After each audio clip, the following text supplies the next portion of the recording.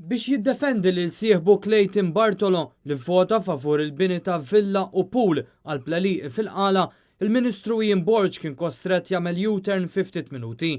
Mistoqsim il-ġurnalisti jaqbilx li kien żball li saret bidla fir-rural policy lura fl-2014 minn Gvern Laburista, il-Ministru Ian Borg wieġeb fin-negattiv u ġustifika din il-policy kontroversjali li 50 kliem tfisser il-qerda ta' aktar art agrikola. Ironikament, waqt li ftaħar li din il-policy għenet li bdiewa. Looking back now, do you think it was a mistake?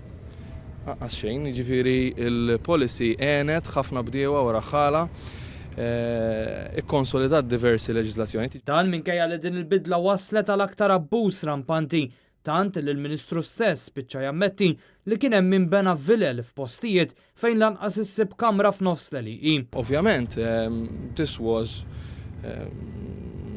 well exposed in the media, kien hemm għexieren jekk mhux mijiet nerġa' ngħid identiċi u kien hemm min laqqas il-kamra ma kienet għadha tidher u ħarġu permessi. Ironikament, għalkemm jaħseb li l-bidla fil-policies ma kienx deċiżjoni żbaljata, issa qed jiftaħar li huwa stess talab li jsiru tibdiliet fiha. Bħal kull policy oħra jkollha affarijiet li ħadmu ħafna tajjeb u jkun hemm oħrajn li ħadmu inqas tajjeb. Dan għax fost oħrajn li kieku jieġeb li kellu jkun hemm ir-riżenji, ikollu jirriżenja wkoll id-deputat Clayton Bartolo li vvota favur l-iżvilupp fil-qala.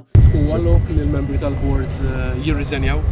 Kif qal il-Prim Ministru hawnhekk kellek interpretazzjoni skont il-policy u jien ma nistax nara kif tista' titlob il xi ħadd jirriżenja meta il-policy kienet tippermetti u permettit jiena ngħid għexieren jekk mhux mijiet ta' żvilupp bħal dak. L-istess deputat Laburista lejliet għamilha tappar se qed jirrispondi l-mobile biex jaħrab mill-mistoqsijiet ta' dan l-istazzjon.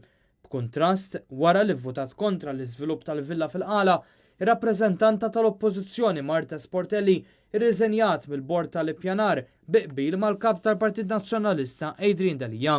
Dan għax iddikjarat li ma trix tkun parti minn entità li ma tħares seħtiġijiet tal-poplu imma tiddefendi biss l-interessi tal-ftit.